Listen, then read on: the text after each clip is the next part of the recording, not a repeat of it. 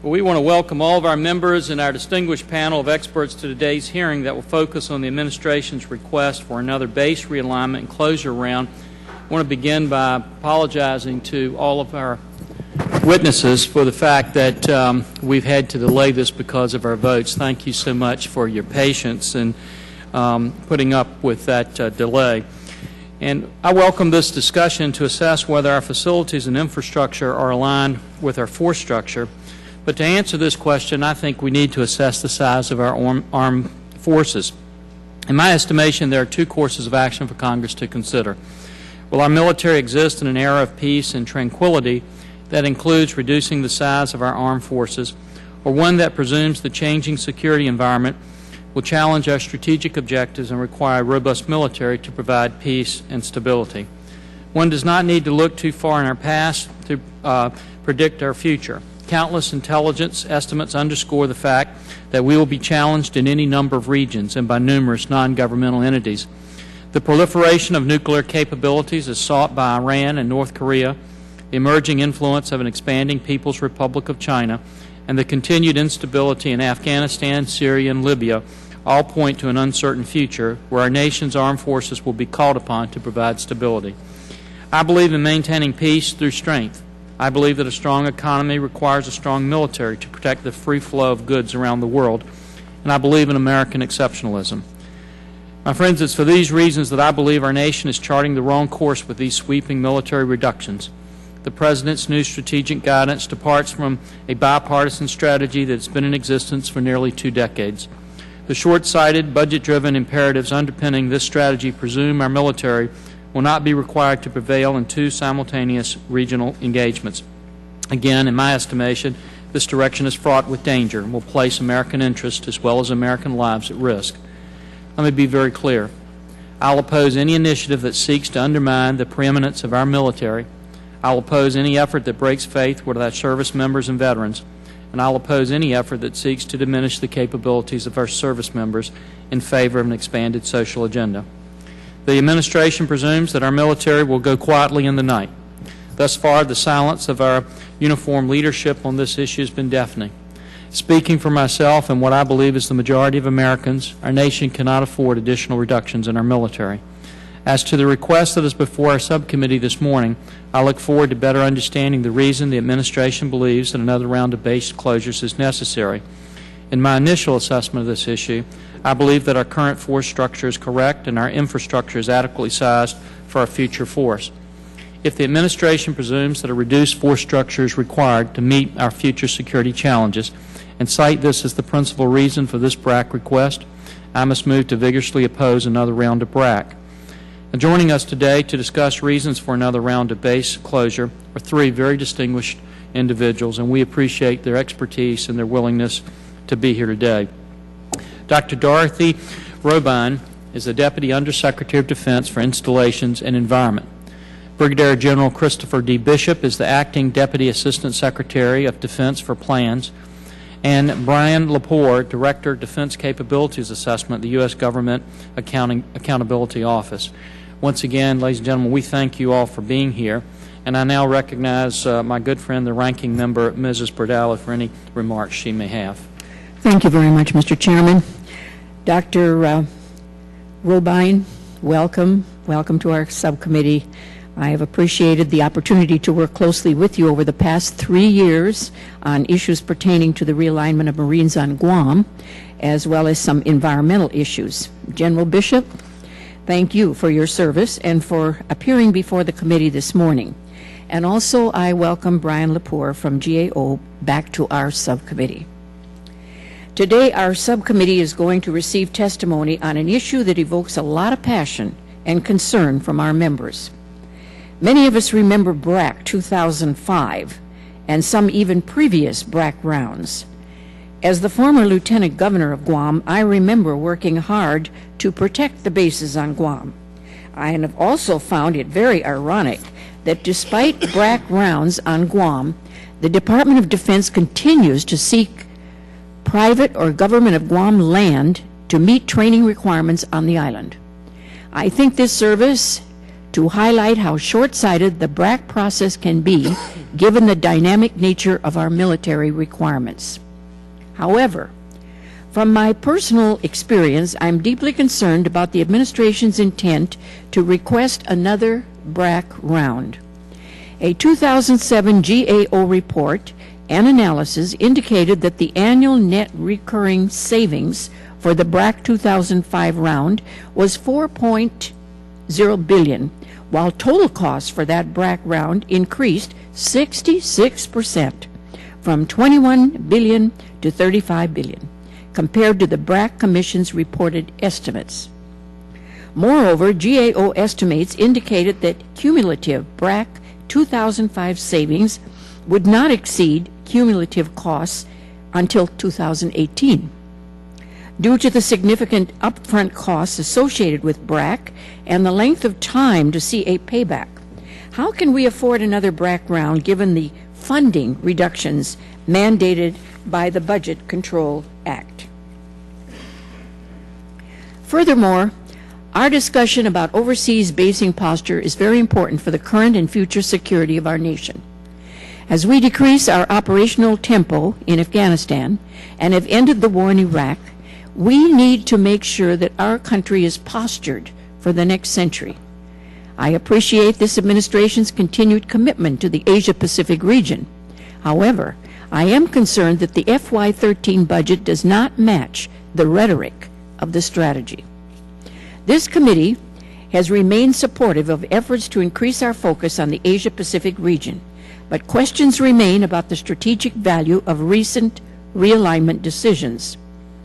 I do fear that the Department is making short-term decisions on overseas basing posture to the detriment of our long-term strategy and requirements. While I remain supportive of the overall goals of realigning Marines from Okinawa to Guam, I think the strategic value, not just perceived budget or political constraints, need to be better understood by me and the members of this subcommittee. I believe it is important for our nation to maintain an intelligent, well-balanced, forward presence of forces in overseas locations. It's important for us to find the right balance between permanent presence in some locations, as well as reliance on host nation support and rotational forces. But the risks associated with finding balances must be weighed very carefully. I am concerned that these risks have not been clearly weighed in the matter of realigning forces in Japan, and I'm also concerned about proposed reductions in Europe and the message that sends to our allies in NATO, especially Germany. So today I look forward to the testimony from our witnesses and to our question and answer period. And I yield back, Mr. Chairman. Thank you for those remarks, Madeline. As we discussed prior to the hearing, I ask unanimous consent that it be made in order to depart from regular order so that members may ask questions that follow a train of thought from the preceding member. I think this will provide a roundtable type forum and will enhance the dialogue of these very important issues. So without objection, that's so ordered. And with that, Dr. Robine, thank you for being here. We look forward to your statement, and the floor is yours. Thank you very much, Chairman Forbes and Ranking Member Bordallo, other members of the subcommittee. Thank you for the opportunity to testify on the Department's request for authority to conduct 2 more rounds of base realignment and closure.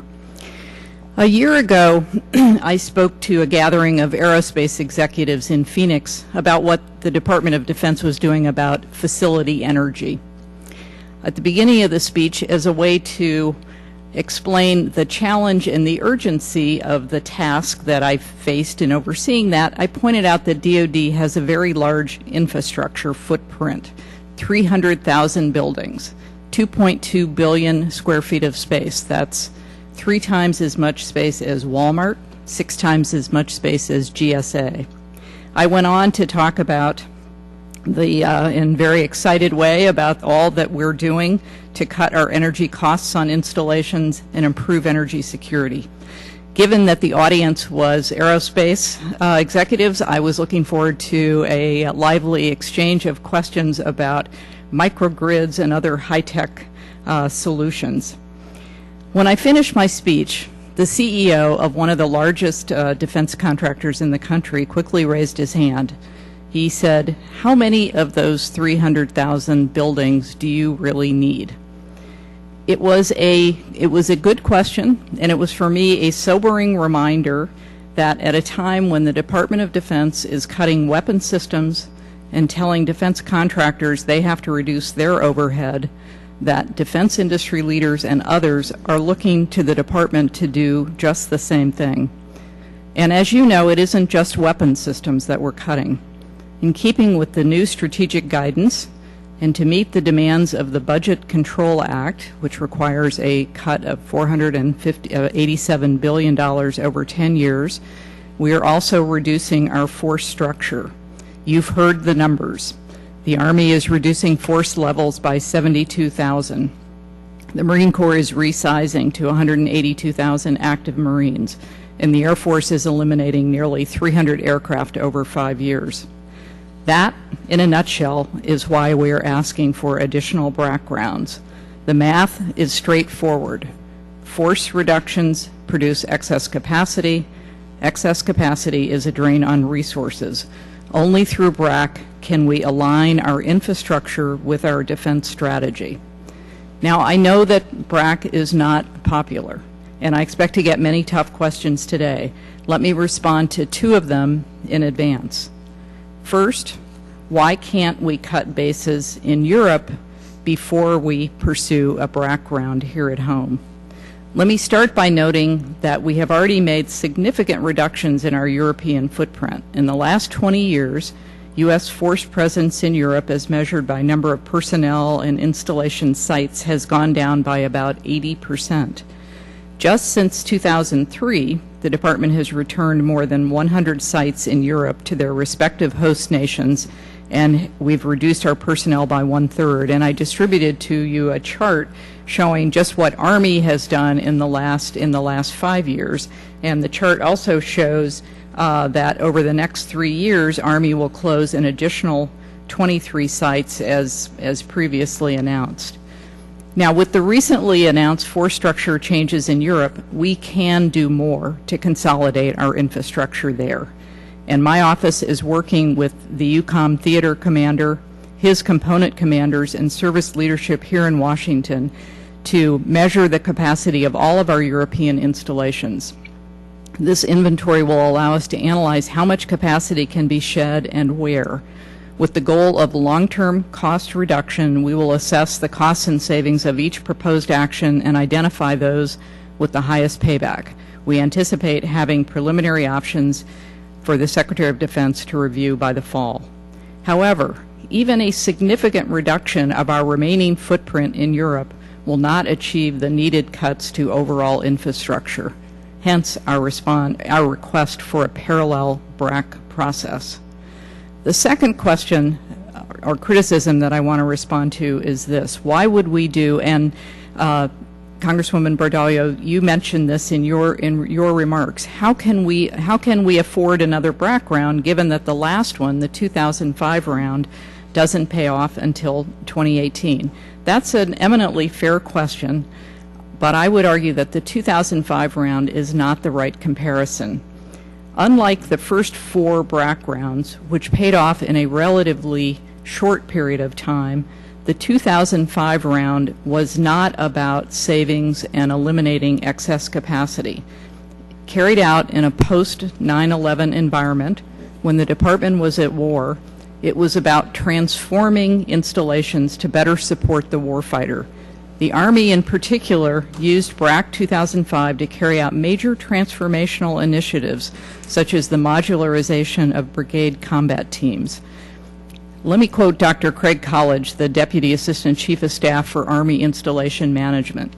The urgency of war drove the Army to leverage BRAC 2005 as the tool to integrate several critical transformational initiatives which, if implemented separately, might have taken decades to complete. In short, the 2005 round took place during a period of growth in the military, and it reflected the goals and needs of that time. Because the focus was on transforming installations As opposed to saving money in space, it is a poor gauge of savings that the department can achieve through another BRAC round. The prior BRAC rounds, which reduced capacity and paid off in a relatively short period of time, represent a better gauge of such savings. And just for the record, let me note that the first 4 BRAC rounds generated a total of $8 billion in annual recurring savings that we get each and every year. The total savings to date from the first 4 BRAC rounds is $100 billion. For the BRAC 2005 round, the annual recurring savings are $4 billion, but because the payback period is longer, we will not see the net savings from those until 2018. The total of $8 billion and $4 billion, $12 billion, represents the additional costs that DoD would incur each and every year for base operating support, personnel, leasing costs, had we not had BRAC. These annual savings or avoided costs are equivalent to what the department would spend to buy 300 Apache attack helicopters, 124 Super Hornets, or 4 Virginia-class submarines. Let me make a final point. Given the fiscal and strategic imperatives we face, if Congress does not authorize additional BRAC rounds, the department will be forced to use its existing authorities to begin to realign and close bases. One reason we want to avoid that approach is that if the department acts outside of the BRAC process, it is severely constrained in what it can do to help local communities. To elaborate, when the department closes and realigns bases within the statutory BRAC process, the local community is a key participant. Using the authorities provided in the BRAC Act, the department we work hard with to help local communities respond following a base closure. This was not always the case. Following the 1988 and 1991 BRAC rounds, the Department of Defense was largely indifferent to the fate of communities that had hosted its bases for decades. The services stripped property of assets that would have made it more valuable to the community. They'd strip out underground sprinkler systems. Environmental cleanup took forever, and the process of disposing of property, the key asset around which the community could build its base reuse plan, was slow, bureaucratic, and penny pinching. As a member of President Clinton's White House economic team, I led the Clinton administration's effort in 1993 to transform the way DoD and the rest of the federal government dealt with BRAC bases and the surrounding communities in an effort to promote job creation and economic development. My strongest supporter was then OMB Director Leon Panetta, who had represented the California district that was home to Fort Ord when that base was closed as part of the 1991 BRAC round. The changes that we made laid the groundwork for the many base reuse success stories from the 1990s that you hear about today. If the department were forced to begin the closure and realignment process using its existing authorities, communities would have to fend for themselves to a much greater degree. Under that scenario, local communities would have no role in the process for disposing of installation property. Land disposal outside of BRAC is done on a parcel-by-parcel basis with no mechanism for taking big-picture considerations into account. Moreover, there would be no requirement for the services to dispose of the property in accordance with the local community's plans. Finally, there would be no special property disposal preference for the local community. By law, the local community would have to stand in line for the property behind, in order, other federal agencies, the homeless, and potential public benefit recipients. In closing, let me restate the case for BRAC. The cuts in force structure that we are implementing and must implement to meet the requirements of the Budget Control Act must be accompanied by cuts in supporting infrastructure, including military bases. Absent a process for closing and realigning bases, the department will be locked in a status quo configuration that does not match its evolving force structure, doctrine, and technology. Moreover, given the expense of our installation infrastructure, if we retain bases that are excess to strategic and mission requirements, we'll be forced to cut spending on forces, training, and modernization. We will also be forced to use our existing authorities to begin the realignment and closure process, a scenario that will deny communities the help they so deserve. Thank you very much, and I look forward to your questions. Thank you, Dr. Robine. General Bishop. Chairman Forbes, Ranking Member Badillo, and members of the committee, good afternoon. I'm Chris Bishop. I'm the Acting Assistant Secretary of Defense for Plans and Policy, and I'm here to answer any questions I can about the new defense strategy that's behind our posture decisions. The President and the Secretary of Defense recognize the changing geopolitical environment and our financial circumstances, to include the Budget Control Act for the tune of $487 billion, required a revised U.S. defense strategy. They led the civilian and military leadership of the Department through an extensive deliberation to develop the most recent strategic guidance, which was issued on January 5th, 2012. The Secretary's priorities as we went into the strategy were very clear. Maintain the world's finest military. A small, already well-equipped military is preferable to a large force that has been arbitrarily cut across the board. Savings must come through a balanced approach. We need to preserve the quality of an all-volunteer force and not break faith with our men and women in uniform and their families. This strategy directed the Department to sustain a global presence with a rebalancing of our forces towards the Asia-Pacific region and a sustainment of our presence in the Middle East. In Europe, we're ensuring our ability to maintain defense commitments, including our NATO Article 5 commitment, and placing greater reliance on rotational presence and our partnership programs. In Asia, the Department is working to make our posture more geographically distributed, operationally resilient, and politically sustainable. And last, as part of our strategy, the Secretary of Defense, the Chairman, and other senior leaders wanted to make sure we increased increased investments in critical capabilities such as cyber, space, special operations forces, and similar other capabilities. I'll be glad to answer any questions, and thank you. General, thank you. Brian Lepore. Thank you, Mr. Chairman. Chairman Forbes, Ranking Member Bordallo, and members of the subcommittee, thank you for the opportunity to be here today to present to you our preliminary findings on our review of and oversight of BRAC 2005. As you know, GAO serves as an independent and objective observer of the BRAC process, and we review implementation of the BRAC recommendations in just the same way as we review implementation of many other federal programs.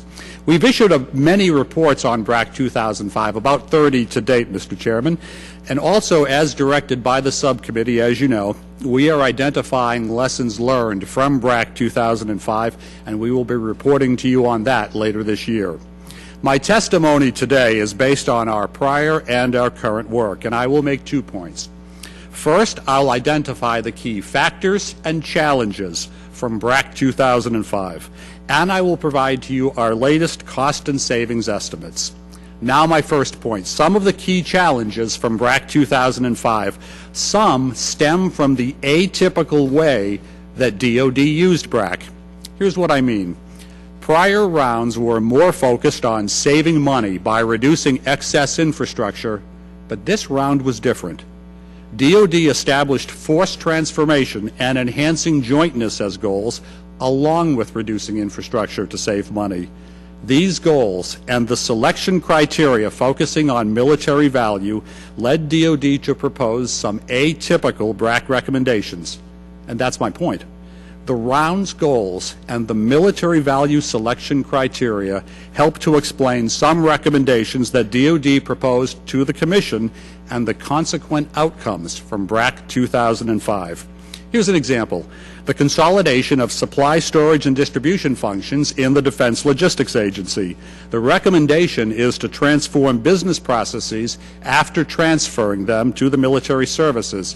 But this required a process to involve key stakeholders across the services and strategic agreements, among other things, a little unusual approach. Also, initiatives outside of BRAC can impact transformational recommendations within BRAC. Let me explain. DoD wanted to increase recruiting and foster jointness by consolidating functions in new Armed Forces Reserve Centers all across the country. The Army was to implement 44 recommendations to construct 125 new Armed Forces Reserve Centers. But compounding the challenge of all of this construction was that it took place at a time when the force structure was changing among many of those units slated to occupy the centers. Transformational recommendations can have far-reaching consequences, but may not necessarily be focused just on saving money. Here's an example. The Air Force and the Air National Guard were implementing 37 recommendations affecting 56 Air National Guard bases to better support the future force structure. As we previously reported, these recommendations were not likely to produce net annual recurring savings. These recommendations led to significant implementation challenges also. Completing staffing documents, ensuring adequate capacity at technical schools, for staff getting new missions, for example. Thus, implementing transformational type recommendations can require significant collaboration and coordination among stakeholders, sometimes at multiple levels of government, and effective implementation planning and execution. We saw challenging interdependent recommendations. Delays in one affected others. Here's an example. The Communications Electronic Lifecycle Management Command was scheduled to move from Fort Monmouth, New Jersey to Aberdeen Proving Ground in Maryland in a recommendation. But in another recommendation at Aberdeen, the unit there had to move out of Aberdeen and move to Fort Lee, Virginia first. Construction delays at Fort Lee rippled back to Aberdeen, delaying construction supporting the relocation from Fort Monmouth. So interdependent recommendations were a key challenge in BRAC 2005. The Commission reported it struggled to understand the impact on bases that were both gaining and losing missions at the same time, and felt they would have benefited from the staff expertise from successive and overlapping BRAC rounds like those in the 1990s. Here's why. Core staff stayed in place from one round to the next. The 2005 Commission felt that its staff had a steep learning curve. Now my last point, the costs and savings from BRAC 2005. DoD's fiscal year 2011 budget shows BRAC costs grew from $21 billion to about $35.1 billion. Military construction costs contributed about $2.4 billion of that. Construction costs are partially explained because DoD transferred about 123,000 people from one location to another without reducing the force structure. Thus, DoD effectively concentrated more people on fewer bases, since about over 20 major bases did close in this BRAC round. And incoming personnel need place to work and other support, thus fueling much of this military construction. Now the savings. DoD's budget shows net annual recurring savings now at about $3.8 billion. So DoD should recoup the upfront costs of BRAC 2005 in 2018, the break-even point. That said, the Commission's 20-year net present value savings estimate has decreased by 73% to about $9.9 billion. Now, some recommendations were known to be unlikely to achieve savings in the 20-year net present window all along. The Commission approved 30 such recommendations in 2005, though that has now grown to 77 recommendations. Mr. Chairman, this concludes my prepared remarks, and I would be happy to answer any questions that you or the other members of the subcommittee may have. Mr. Lepore, we'd like to thank you and all those who work with you for the great job you guys do over there at GAO, and thank you for being here today. To all of our witnesses, again, thank you for being here. I thanked you and for your patience and being here with us through these votes. I also thank our members. I know some of them are going to have to leave and have travel plans, so I'm going to defer my questions until the end to make sure as many of them can get theirs in as possible. And so I'm going to, at this point in time, recognize the distinguished gentlewoman from Guam for any questions she might have. Thank you, Mr. Chairman. I'll make mine quick. Mr. Lepore, GAO has written substantially about the impact of previous BRAC rounds. The GAO has done a very thorough job in detailing the cost increases to implement BRAC 2005, as well as the reduced payback time. if, and I stress, if another BRAC round were authorized, what could the Congress do to help ensure a quicker payback time? Congresswoman Bordallo, I think the key point that I would make is that the choices that DOD makes in terms of selecting the goals of the round, the reasons for doing BRAC, as well as the selection criteria that they propose, go a long way toward explaining the nature of the recommendations that are put forward. Thus, if saving money is going to be the key goal of a future BRAC round, should you authorize one, then it is a fair question to ask them what goals they propose and how the military selection criteria, or whichever selection criteria they choose, will actually help to achieve those goals. Thank you. Dr. Robine, the Department in its fiscal year 2013 budget has suggested significant personnel and force structure changes. Unlike the military transformation efforts of last decade, these current changes seem aimed more at cost savings given our fiscally austere times. Are these current force structure changes and, for example, retirement of aircraft in the Air Force foreshadow where the Department may use BRAC authority if another round was authorized? No, I don't think that's a fair. I don't think it's reasonable to think that that's the case. When we do a BRAC round, the process requires us to consider every installation equally.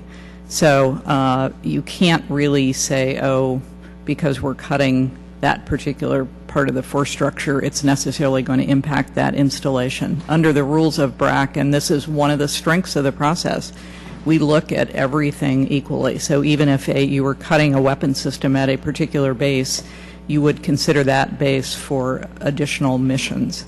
So I would not draw that link that you're Thank drawing. You. I just have one quick question, Mr. Chairman. My final question is for you, Dr. Robine, or General Bishop.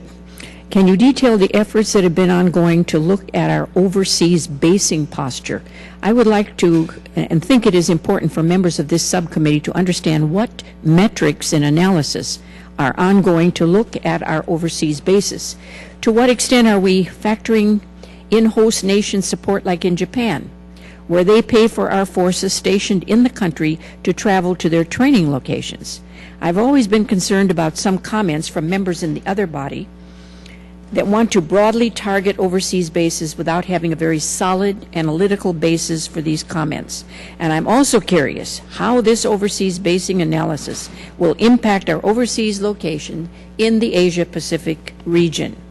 How does the President's announcement of a pivot to the region make a difference in the analysis? Either one of you. I think some of what you're asking we'd be happy to provide, but we can't do it in an open hearing. From an installation perspective, we'll align the infrastructure to properly support evolving operational requirements and strategic commitments. Our current analysis is focused heavily on our legacy infrastructure in Europe, particularly in view of the force structure changes, strategic changes we announced there, the elimination of 2 BCTs and associated support forces, decreases in Air Force presence, decreases in required support to CENTCOM. And I've talked about our work with the EUCOM theater commander. As you know, the Asia-Pacific is an area where we are trying to enhance our focus, and the buildup of Marines on Guam is part of that. General Bishop, would you like to add to that? Ma'am, thank you. A couple of comments, if I could. We will be providing the required NDAA reports, one on the Pacific Asia region at the end of June, which will describe in detail that posture laydown. And we have a second study that you've asked us to do, which is the global view, and that'll be completed March 2013, and we anticipate that will be fairly complete. If I could, I'd like to make a comment about the Asia-Pacific as an example. Part of what the senior leadership of the department has wanted to do is have a very geographically distributed presence. And a great example of this is how we're looking at the Marines, and the Marines in Okinawa, in Hawaii, in Guam, in Australia. And of course Australia, and I can talk about this more as the later in the hearing if you'd like, Australia will be what we call a low-cost, small footprint presence, because that's a rotational force there. So we are looking at the Pacific in a very broad way. We're looking at perhaps a little differently than before, trying to strengthen the places that have provided tremendous value for us and provide additional posture elsewhere, ma'am. Thank you very much. I yield back, Mr. Chair. Thank you, Madeline. The distinguished gentleman from Georgia, Mr. Scott, is recognized for 5 minutes. Thank you, Mr. Chairman. And I just, again, want to remind everybody that the money taken out of national security is not going to go to pay down the national debt or reduce the deficit. It will, in effect, go to fund social programs for which, quite honestly, we don't see a willingness to cut. And I think that puts every American at risk. But, General, you said that you would be happy to explain anything about the U.S. defense strategy that has changed. A little less than 12 months ago, there was a proposed reduction of 25,000 uniformed personnel in the Army. Now it's 75,000. Can you, in approximately, make it brief, but tell me what change in the defense strategy has led to a threefold increase in the number of soldiers that are going to be terminated? I would say it's in a broader context as we look at the drawdown in Afghanistan, the drawdown in Iraq, as we've looked more globally. A good example would be Europe, for example. We've had 4 combat brigades in Europe for quite some time. There's been discussions the last number of years with both administrations on how many BCTs there should be in Europe. Truth be told, as you think about the work, the ongoing events in Afghanistan and Iraq, some of that BCT presence has not been in Europe for some time because it's been in Iraq and Afghanistan engaged. So as the Army looked at things in general, I think they're heading towards a reduction of about 8 BCTs, worldwide, and 2 of those would come out of Europe. Just if as an example, if I could offer that. General, yes, sir. Do you think the world's going to be a safer place tomorrow than it is today? That's a difficult question for me to answer. I would say from the well, let me apologize for interrupting you then, but the bottom line is most of us don't think it's going to be safer tomorrow than it is today. Dr. Robine, you said that math is straightforward. You work with the DOD, yet the DOD is unable to produce an audited financial statement. They have for the last 20 years been under a law that says that they would produce an audited financial statement. Have they simply been negligent in their duties to do that, or have they just decided not to comply with the law? Well, that's a little outside my lane. I oversee real property, and the normal, so I get involved in that debate only insofar as it applies to real property. The normal rules of accounting don't DOD is a funny place. It's certainly not. I mean, there's enormous amount of oversight, including by you folks. So I don't think it's at all a dereliction of duty. But they cannot produce it, and they've had. Well, I believe the new Secretary Panetta has committed to doing that by. I mean, we've always had a deadline. It's a question of when we have it. I believe he accelerated the process. This, as I say, this is not directly in my lane. How many square feet is the Pentagon? Oh, I don't know. I don't know. The largest building in the world, and you're in charge of it. I know the $2.2 billion for all of our facilities. I don't know what it is for the. It's about 6.5 million square feet, if I'm not mistaken, somewhere in there. How many civilians work at the Pentagon? Roughly 25,000. 20 to 25,000. How many total people work at the Pentagon? Well, that was the number that I think it's 20 to 25,000 people. Okay, that's a pretty big difference. That's about a 20+%. You mean whether it's 20 or 25? Yes, ma'am. Oh, yeah. 23, I'm hearing from the. How many of them are civilian? I don't know the ratio of civilian to military. It seems to me that the civilians at the Pentagon are perfectly willing to recommend reductions of those who are in the fight, our war fighters, our soldiers, and reductions in those who are working to support our war fighters.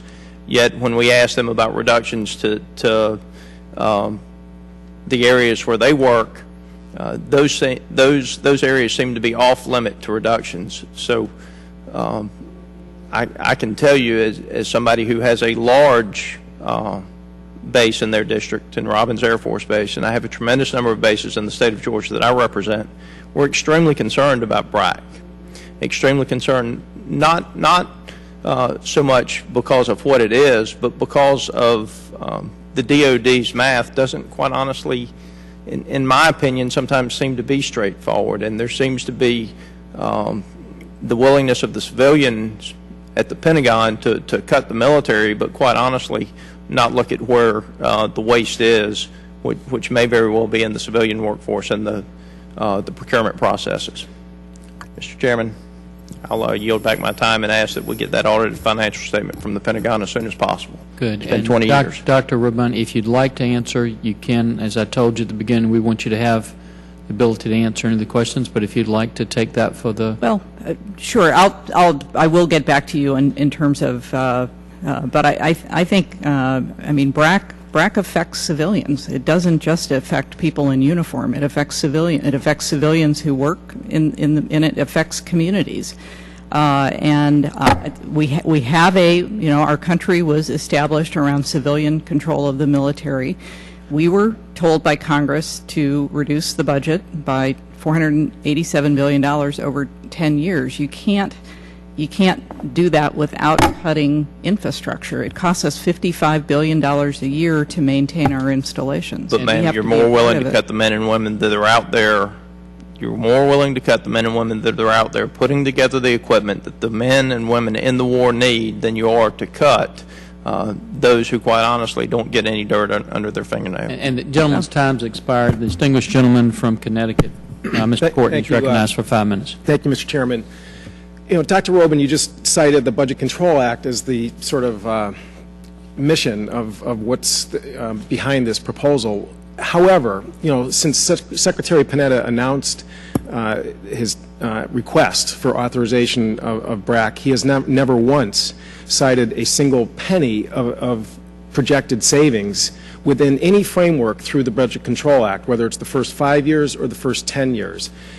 Under the best scenario, you know, if you get full authorization next week and you begin your process, by your own testimony and by his own comments, there is no question there are upfront costs that are associated with the BRAC. We know that from, you know, the GAO report.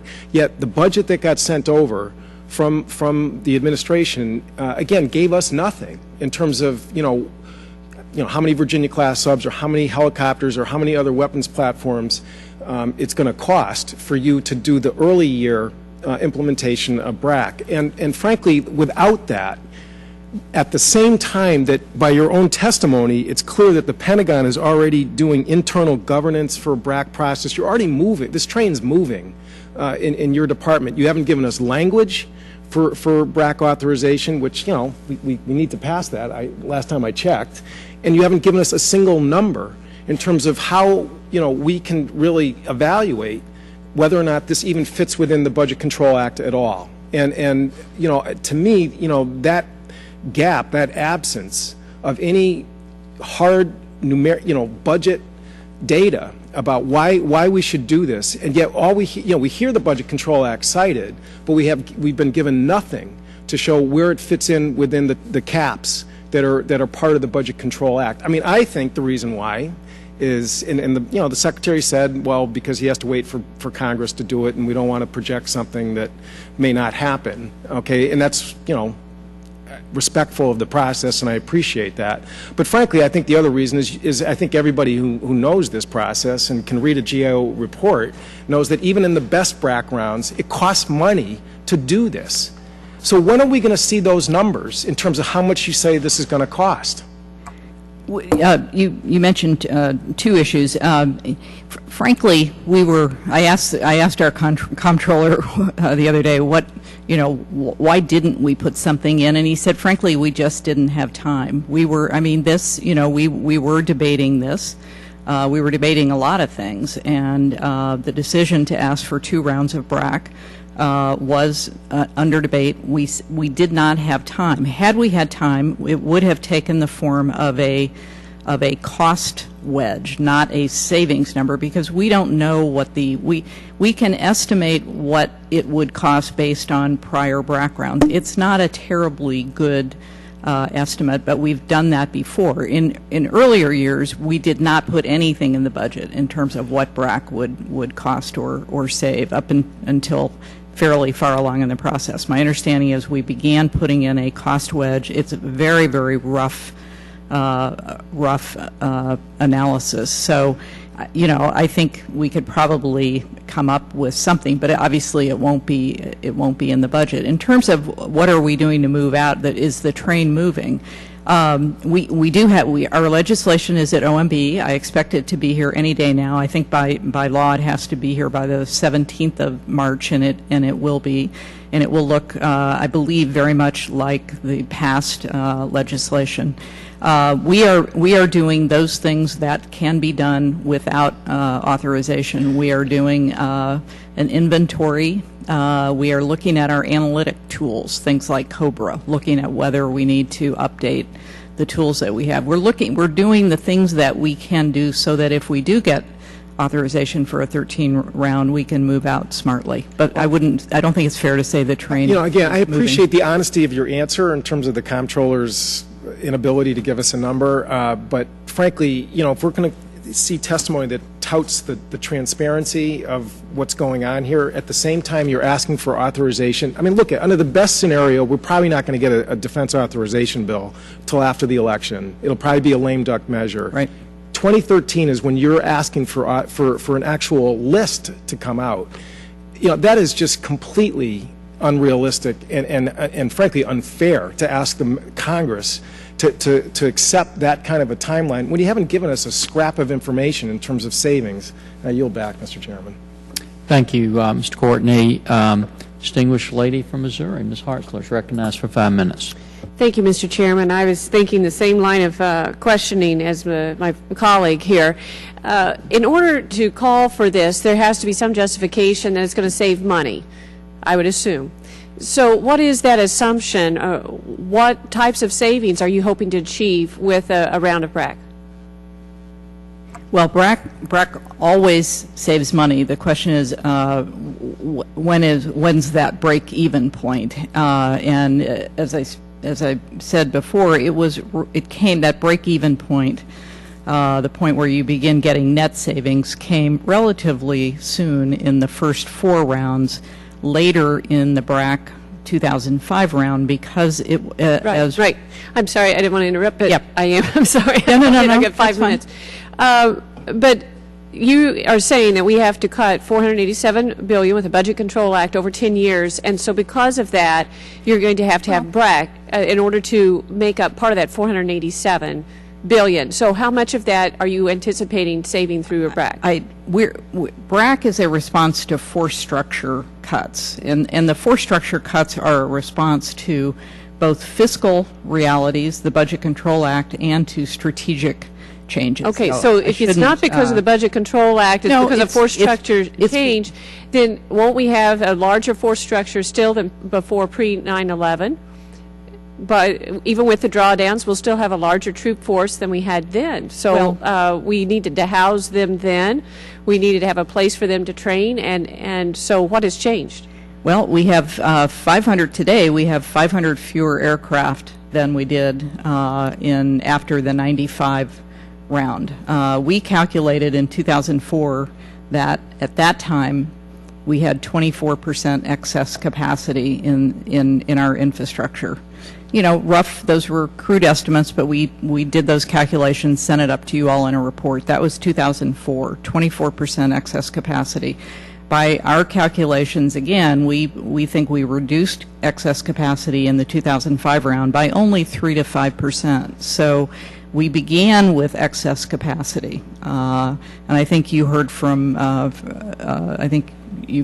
my colleague on the Air Force said that yesterday in another hearing. the force structure cuts will generate additional excess capacity. There's just no two ways around that, and that's what we need to respond to. How much excess infrastructure do you think we have right now? I mean, the only thing I can give you is this 2004 report. That's the best thing I have. We have not done that kind of analysis. So you don't know how much infrastructure you have. You don't know how much savings you're going to have. You don't know how much cost this is going to have, and yet you're coming to us and asking for a BRAC? You never know what your costs and savings from a BRAC round are going to be until you undertake it. You do have a sense that you've got. We knew in the late 80s that we had excess capacity. I don't know if we knew exactly how much. But we knew at the end of 1995 that we still had excess capacity. We began asking for, when I was still in the Clinton White House, we began asking for another BRAC round in 97, 98, and Congress finally gave us that in 2001. But because of changes in circumstances, 9/11 and the war in Iraq, the 2005 round didn't focus on cutting excess capacity. It focused on transformation of the Army. So we had some level of excess capacity even at the end of the 2005 round, and we can see that we're going to have more with the force structure cuts. You would think there would be a cost-benefit analysis done from that. The information I have shows that the administration indicated services had between 15 and 20% excess infrastructure before 2005, yet they only closed 1% of the infrastructure. And so you should be able to say, okay, that we have 19% extra infrastructure, and here's X amount of dollars it's costing us, and here's how much we're going to save if we do it as some justification. So you don't have those figures Well, now? I can show you our 2004 report that shows that we had 24% excess capacity. I don't want to fall on my sword over the statistical techniques that were used to get that, but it was a reasonable estimate, 24%. The BRAC 2005 round eliminated, again, using similar techniques, roughly 3 to 5% of capacity. So that suggests roughly 20%. Now, if you want to, again, I mean, these are really rough numbers. We spend $55 billion a year on installations. You can take 20% of that as some I think that rough would be order. helpful for all of us through this process if you give us more hard data. Thank you. Thank you, Ms. Hartzler. Mr. Loebsack, recognized for 5 minutes. Thank you, Mr. Chair, and I want to thank the ranking member and you both for having this important hearing today. The more I sit here and the more I listen, the more I'm kind of reminded of Charles Lindblom, who used to talk about muddling through, and it's actually pretty disconcerting, I have to say. I mean, a lot of us who consider ourselves at least social scientists, if not something more than that, and that's what I was, numbers matter. Numbers make a big difference. And now that I'm here in Congress and responsible for taxpayer dollars and making sure they're spent correctly, I have to tell you, unfortunately, the more I hear today, the more disconcerting all this is, and the more concerns I have, and the more I wonder if at best what's happening here is an attempt at muddling through.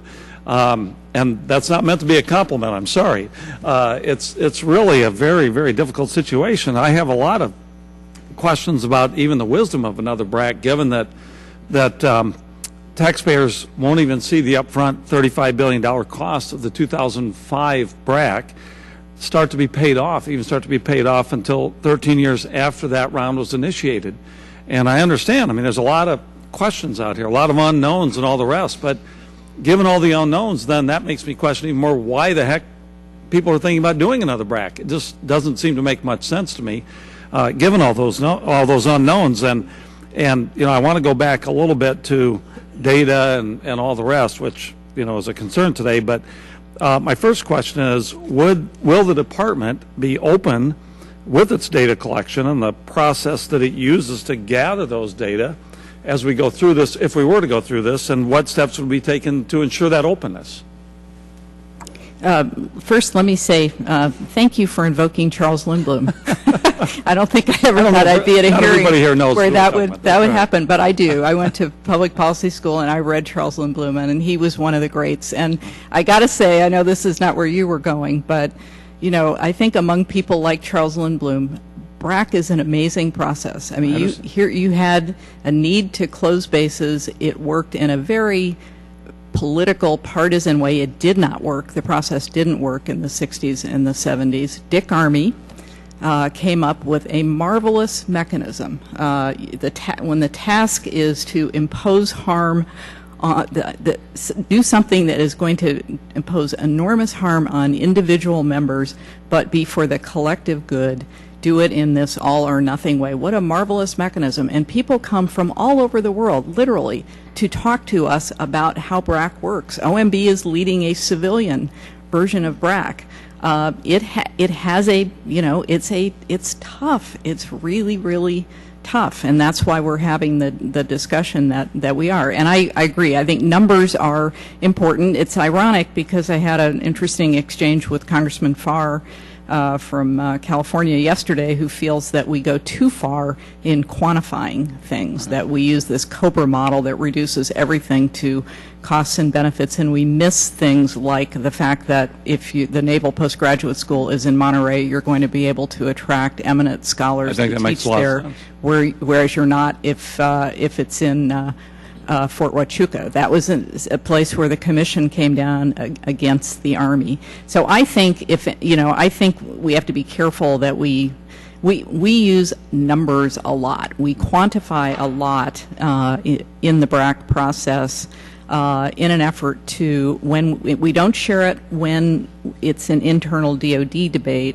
We share it when it goes to the commission, and the idea is that then it becomes, it's supposed to be transparent so that the commission can hold hearings. I've just got a minute left, so I just want to interject really quickly, and that's okay.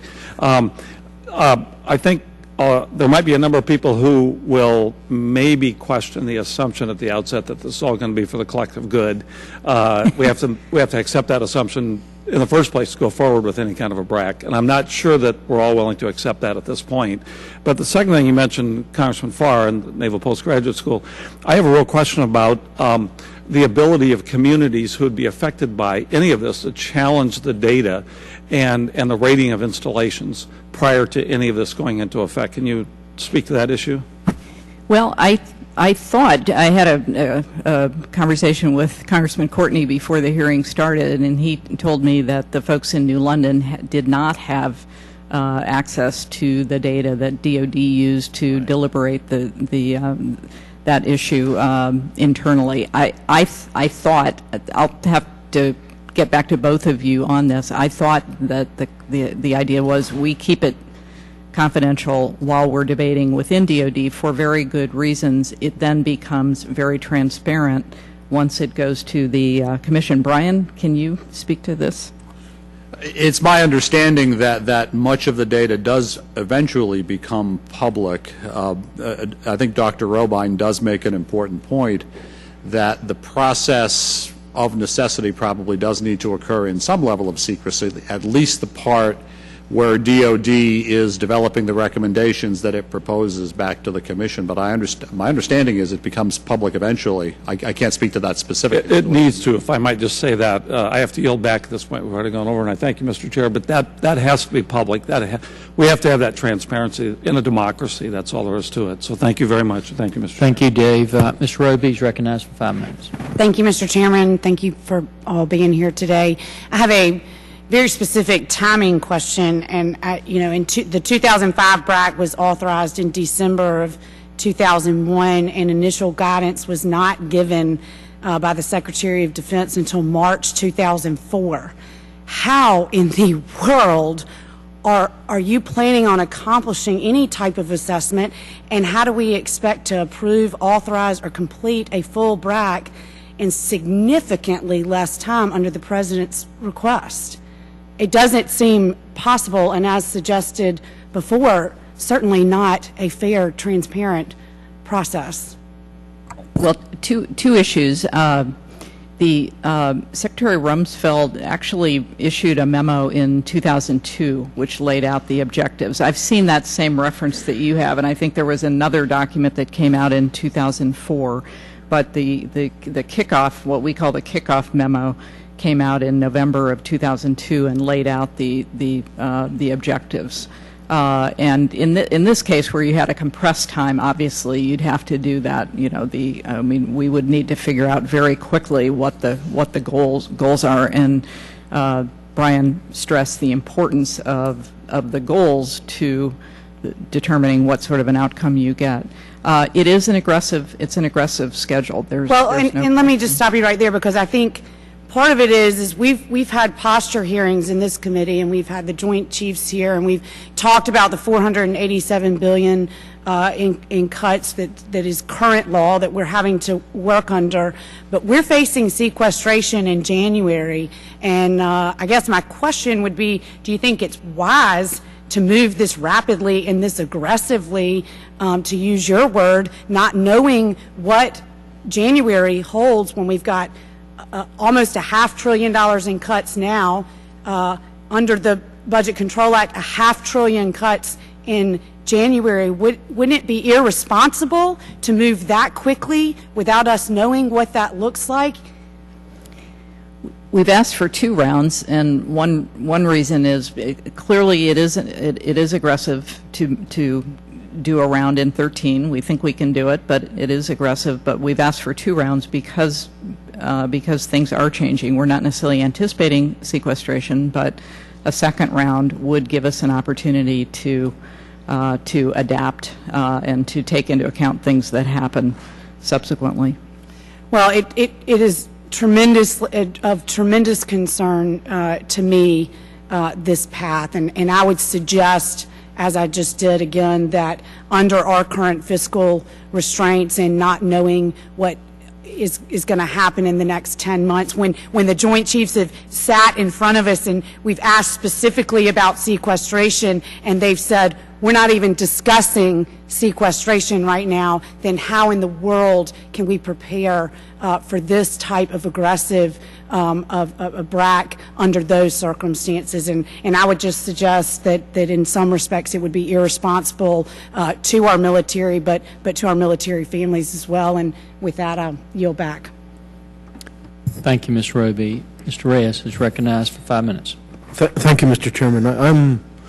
I'm more than a little concerned that we're talking about authority for 2 more BRAC rounds when we still have huge issues cleaning up environmental sites. I know that in Fort Bliss we have Kasner Range, which is full of unexploded ordnance. It's an old artillery and mortar range. So has DOD factored in the remaining issues with the past BRACs in terms of moving forward with additional potential closings? Is somebody strategically planning through all of that? Because I know I'm as concerned as other members about not knowing exactly the cost of the last BRAC.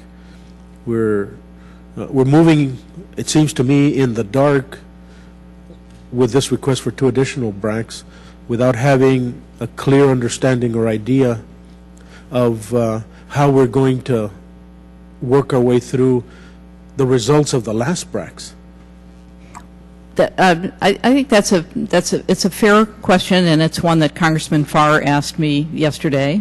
Wouldn't you have more credibility if you upped the budget for cleanup of past BRAC sites? Let me answer that. Let me give you a 2-part answer. First of all, the bases that we would close or realign as part of a 2013 round or a 2015 round would likely be in much better shape than those that we closed in the 90s, because we do a lot better job now of doing cleanup on our active bases. So just as a factual matter, we don't face, even in the 2005 round, the cleanup problems were not nearly as great. The fraction, and that you can measure that by the fraction of total BRAC costs that go for environmental cleanup. They were much lower in the 2005 round. We're still carrying them out, obviously. We have very clear goals and a path to get to remedy in place, response complete at all of the different categories of sites that we have, including the legacy BRAC sites and the 2005 BRAC sites. So we're not operating in the dark. We have a very clear path. We are, in a resource-constrained world, we get X amount of money every year. Our total environmental budget is about $4 billion, and a fraction of that goes for environmental cleanup. So we're on track to meet goals. Should those goals be more aggressive if we're asking for another BRAC round? I think that's a fair question. So just to put things in context, so for lack of a better way to describe it, the backlog results of the last BRACs are, if I understood you correctly, you're working on it. Is that? Yeah, I don't know. I should have those numbers handy on how many of those we've.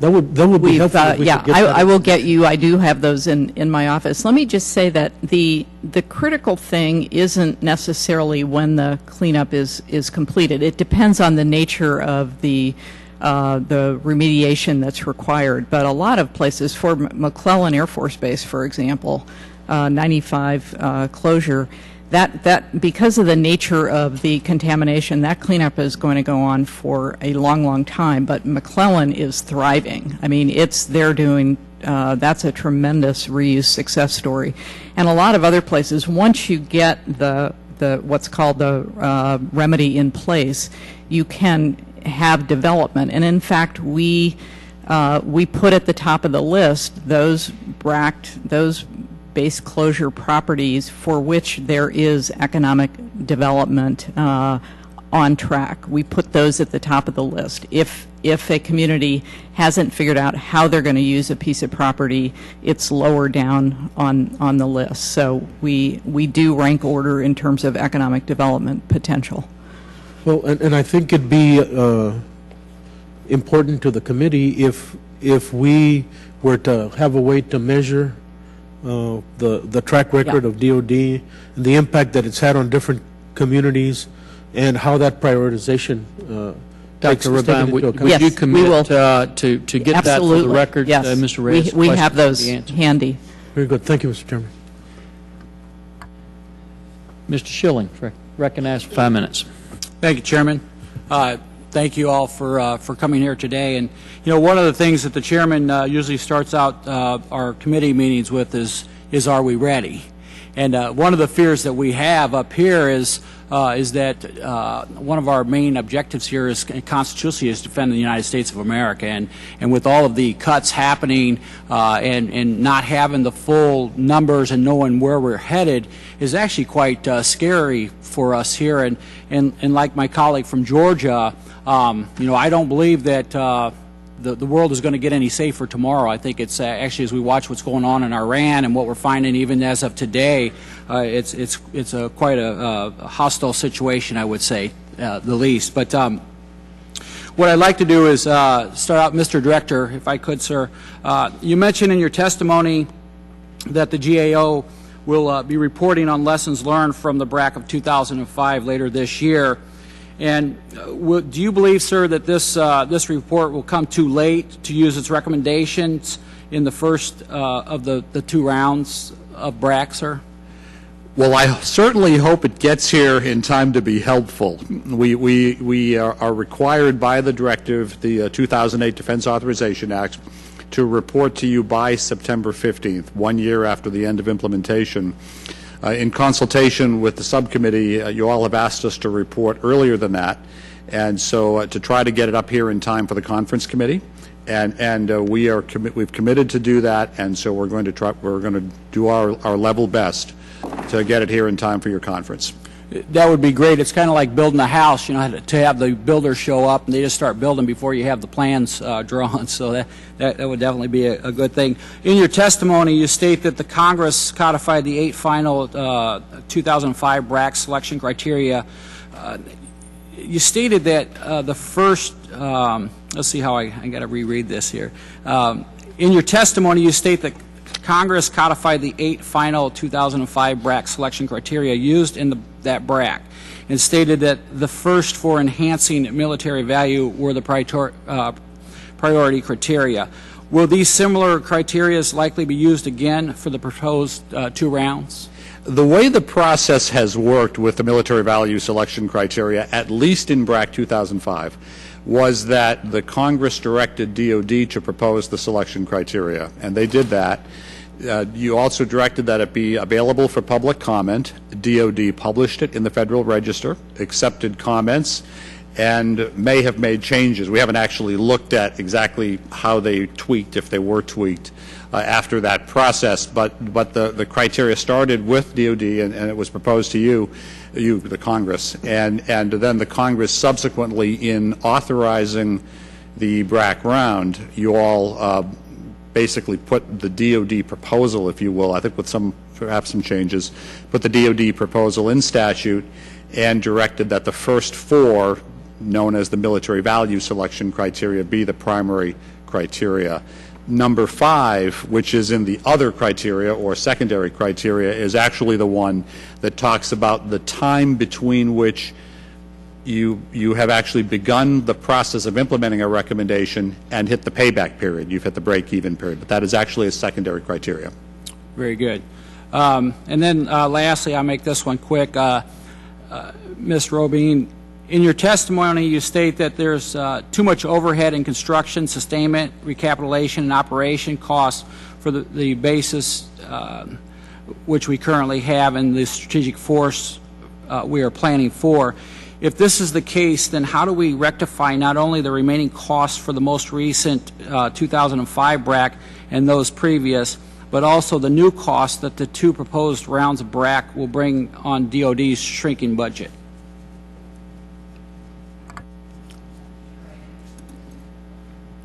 Sorry. Could you clarify the question, please? Yeah. Basically, what we're trying to figure out is, you know, here we have, we started out in 2005. We're going to go all the way to 2018 to get this thing paid for, and we're going to bring on another BRAC. So basically, are we going to pay off the previous BRAC before we start to bring on, it's kind of like buying a car while you still owe on the other one and you can't afford the payments? Well, we are reaping savings from the last BRAC round, but it was an expensive BRAC round, and it was expensive in part because it wasn't focused on just eliminating excess capacity. That was an objective, but it wasn't the major objective. The major objective was transformation and jointness.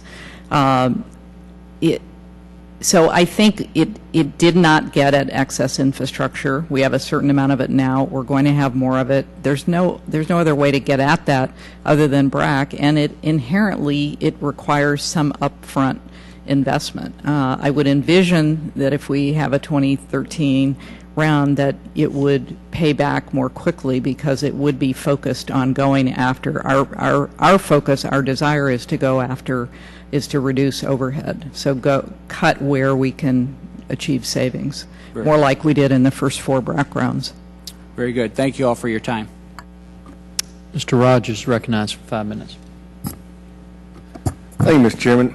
I am mindful of what things were like around here 9 years ago when we went into Iraq and Afghanistan. And one of the great problems we experienced is our depot system was not ready. And it was embarrassing, frankly. And hard to go home and explain to family members who had loved ones over there why we weren't able to support them in the way they should have been supported. Now, it took us about 18 months to get up to speed. And what I worry about now, as y'all talk about this BRAC, is us trimming down and not being ready. Just losing sight of the fact we're still in war. But we could be in Iran in a heartbeat or somewhere over there trying to keep folks off Israel or North Korea.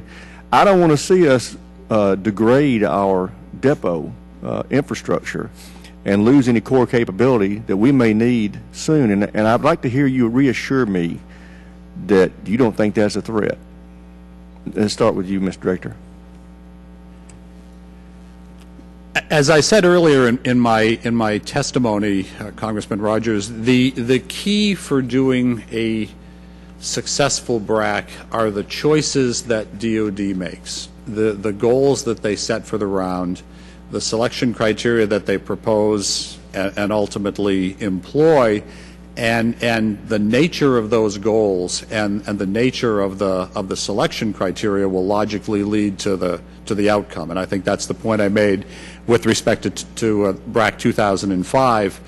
And to the extent that DoD's these hypothetical recommendations, we are speaking hypothetically here, to the extent that they proposed recommendations that had some impact on depot capabilities, your concern could prove to be well-founded. But it really would depend on the nature of the recommendations that DoD would put forward and based on the goals of the round and the nature of the military selection criteria. General? I can offer this just kind of in the broader posture context. I think that you're exactly right. There were some challenges in the depot systems, especially in those the period of time you referenced before. One of the things the Secretary has talked about is taking the excellence that we've learned in the last 10 years from sometimes very difficult, sometimes very hard-fought lessons, and make sure we don't lose that. Make sure that we don't slip back to that level of inefficiencies. And just a general comment, I would offer that the logistics enterprise in DoD, I would offer that the depot enterprise is considerably different today than it was 10 years ago. And well, that's what I want to keep. You know, I met with General Dunwoody last week about this, and she assured me that she learned her lesson, and that she will, even though she's retiring, that department is not going to let us get caught like that again. But then when I hear this talk, it worries me that maybe we've got a real short memory. I'm very apprehensive about this for that reason, but also I'm apprehensive about these in-strength reductions that are being proposed for the same reason. You know, we're liable to be in another war in the next 90 days. So anyway, ma'am, can you tell me why I'm wrong? I honestly don't have any sense of whether we have excess depot capacity. We did in '95. We closed Kelly and McClellan, as you know, because there clearly was excess capacity among the 5 big Air Force depots. We got it down to 3. I just don't know what the situation is today. Well, I just hope y'all will be mindful that we have to maintain a certain core capability at all times, whether we're in war or not, because we didn't expect to be in Iraq and Afghanistan. Yep. And all of a sudden, in a blink of an eye, we're in both places. So we have to always be ready. Thank you very much for your time. Thank you, Mr. Chairman. Thank you, Mr. Rogers. As I mentioned to all of our witnesses, I was going to defer my questions till the end, and I thank you for your patience. And I just have a number I'd like to go through with you. And kind of start with what Mr. Loebsack said, and that is basically that we need some facts. You know, we might not need all the facts, but we got to have some facts, and that's what we're trying to get our hands around. The other thing is, one of the things that I really appreciate about these hearings is yesterday, Mr. Lepore was kind enough to come meet with me before this, as you were, Dr. Robine and General Bishop. And Mr. Lepore said, my opinion doesn't matter. Well, I quickly told him that was wrong, and it is wrong. And here's why. Because the great thing about these hearings, and we've had this from the Secretary of Defense on down, you guys have been authorized to give us your opinions, as well as, you know, the department's position, and we value those opinions. Dr. Robine, the only thing that I would get on some of the semantics, and I wouldn't dare suggest what you should say and what you don't say, but it hits us a little bit odd when we hear people come in and say, Congress made me do this. You know, the President proposed these cuts long before Congress issued them, and the President signed the bill, And the president's made very clear, if he doesn't like what Congress is going to do, he's going to go around it. So this is not just the Congress imposing these things on us. The second thing is, it's a little hollow to many of us who watched what happened in the 90s to be bragging about what we did in the 90s, because most of the witnesses we've had coming in here have talked about we don't want to repeat that again where we hollowed out the force. When I first came into Congress, I remember going out and meeting with our pilots on an aircraft carrier and asking them what they needed. And they didn't talk about retirement systems or any of the things that we normally love to. They wanted engines for their airplanes. They didn't have enough engines for their airplanes to do the training and stuff they have. And then the third thing, and I'm not sure if I think it was Mr. Loebsack said, it might have been Mr. Courtney, but to say that we're getting ready to impose harm on members and that's what's driving us to do a better good, believe me, most of the people that sit on this committee are looking at it thinking that we're imposing harm on the American people by these force structures that we're having. But I want to kind of walk through just to make sure I've got a clarity on what some of the facts are. And as I understand reading your testimony and hearing you today, that Mr. Lepore has said the objectives and the goals that we have for BRAC will ultimately determine the outcome. Fair statement, Brian? That is fair, Mr. Chairman. If that's true, Dr. Robine, then as I understand what you're saying, the primary goal for this BRAC is that because we have this huge reduced force structure, that we need to have a BRAC because we're going to have excess capability. Is that just a fair statement? Yes. If we didn't have the force structure, we wouldn't necessarily be coming here asking to do the BRAC. I think that's fair. I also said we think we do have excess capacity even but you've before, had that for but we've had that for or longer. a while. Yeah. So I think it would also be fair for those of us who feel it's wrong to reduce the force structure the way we're doing. We shouldn't be supporting this round of BRAC because basically we're tearing up the very ability we would have to rebuild that force structure. Fair statement? I mean, it's divided into two camps. I mean, if you feel this force structure is right, that we should reduce it, you ought to go along with the BRAC. If you think this force structure is not the right thing to do, you ought to oppose the BRAC. Fair? Well, I think it depends on whether you think your views will prevail in the. No, we're not talking about whether I prevail. I'm talking about whether my position, what I think is right. I think there's a logical internal coherence to that logic. Then let me also ask you this. You have a great deal of expertise you bring to this from not just your service in government, but your being a professor at the School of Government at Harvard. You make this statement, while some may view our request for a round in 2013 as aggressive, the magnitude of the cuts we are making in force structure means we simply can't wait. Leading U.S. corporations retain their vitality and market position by being able to adapt quickly to changed circumstances, and U.S. military is no different.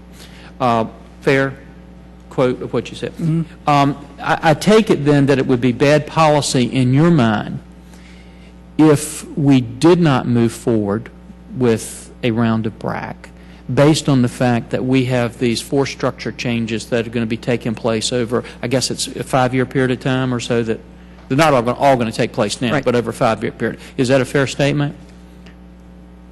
Yeah. Okay. The reason I asked there's a trick here.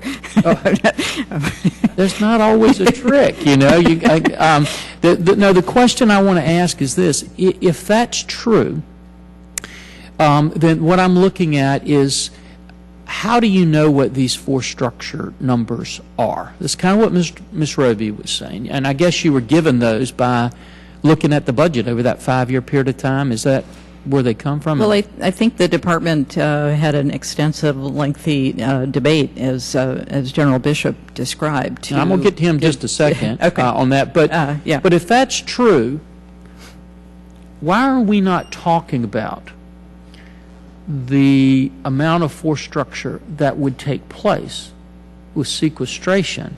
That's not 5 years out. That's in January. It's a law of the land. President signed it.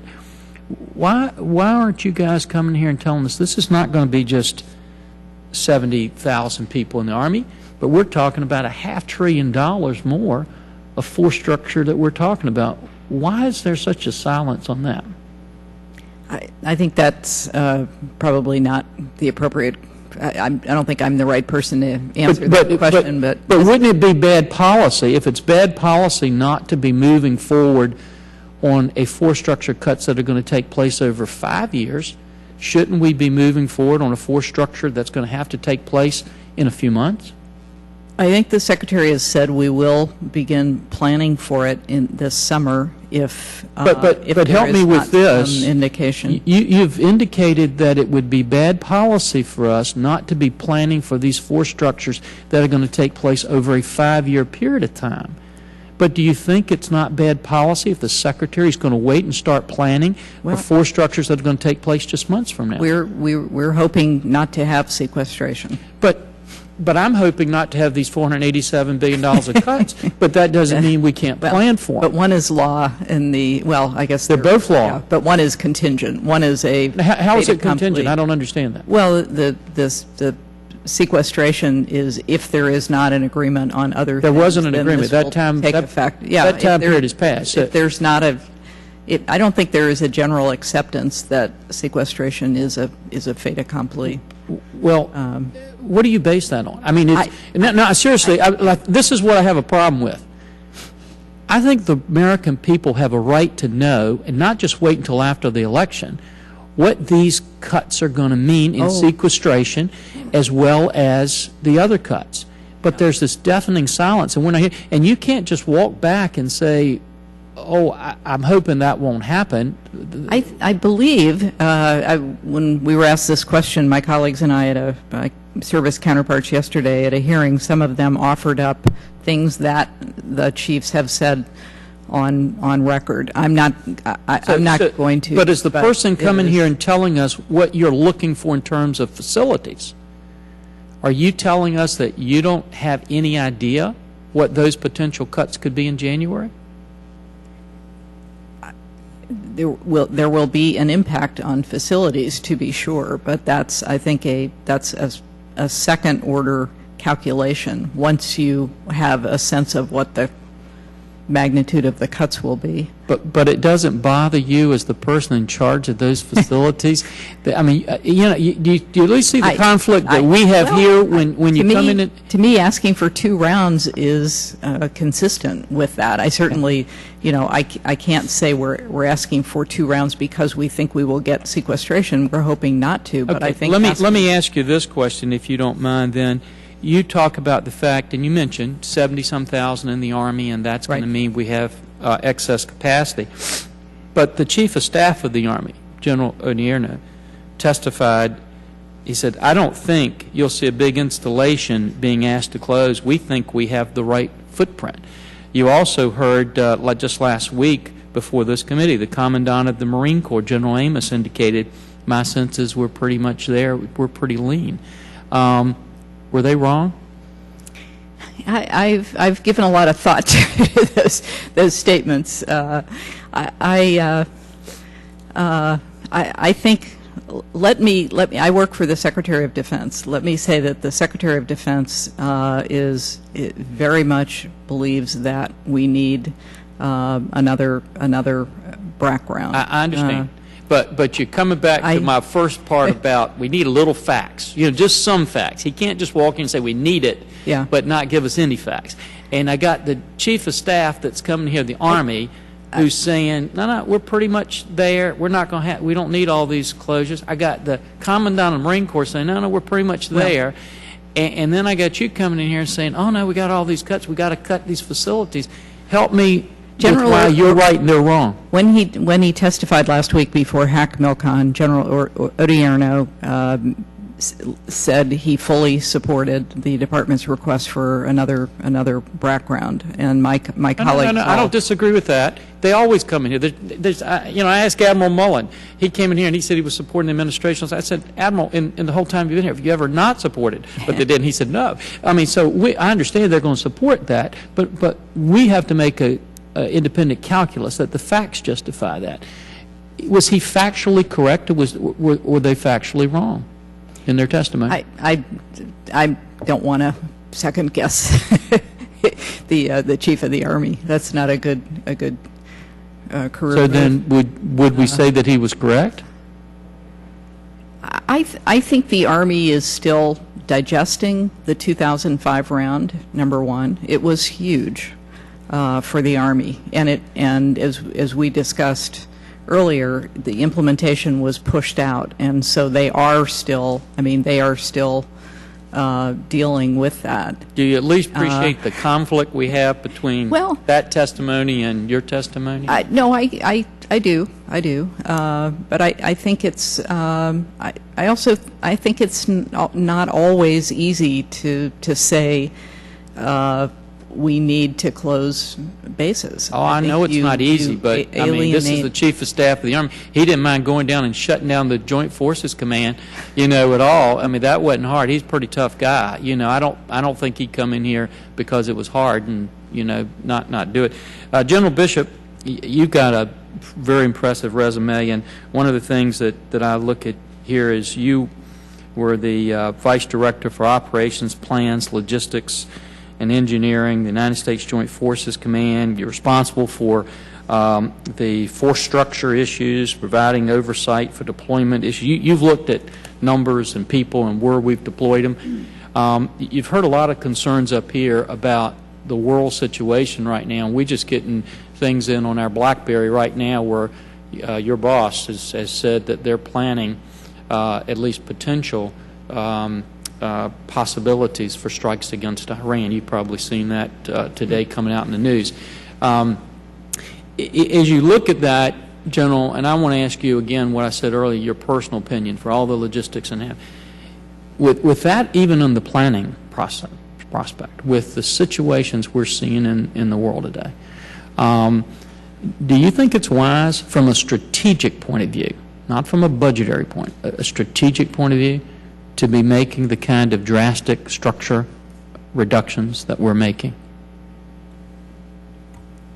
See if I can best answer your question.